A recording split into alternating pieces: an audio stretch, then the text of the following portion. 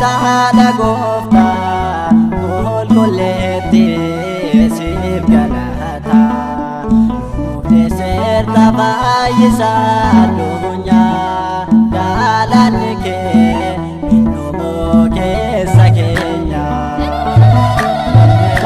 taadha gooftaa qulqulleetti siif galata murteesseerta fayyisaa addunyaa galaanni kee innumoo keessa keenya.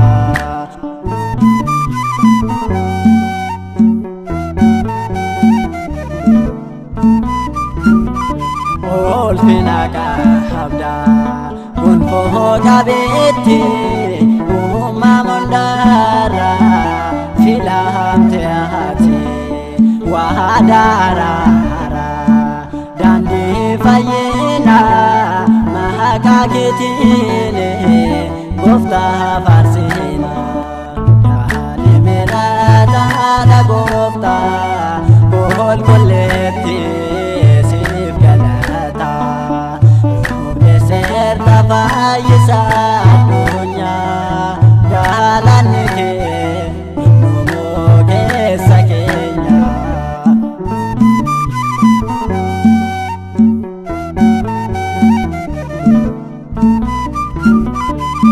Abdii addaame kan bahara dheeraa siin eeggate bahee rakkina dhaaluun narraalee kanaaf si waamna giifti siidha hunda darbina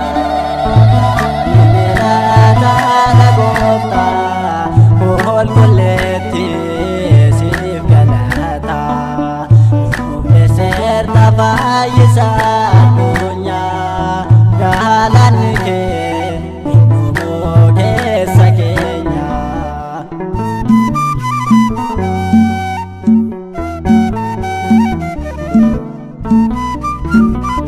Lafa hangaasame abii namoota baroota keessa eenyu singeeta maqaa kee waamna yeroo hundumaa ulfaadhu galatoom yaada uumaa kalimera taadha gooftaa qulqulleetti siif galata murteesseerta fayyisaa addunyaa galaanni kee innumoo keessa keenya.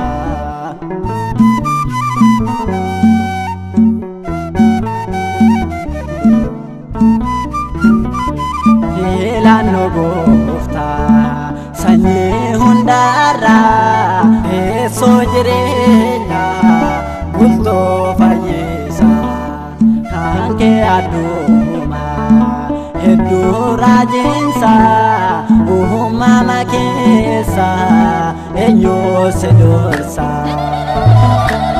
taadha gooftaa qulqulleetti siif galata murteesseerta fayyisaa addunyaa galaanni kee innumoo keessa keenya kalimera taadha gooftaa qulqulleetti siif galata murteesseerta fayyisaa addunyaa galaanni kee innumoo keessa keenya.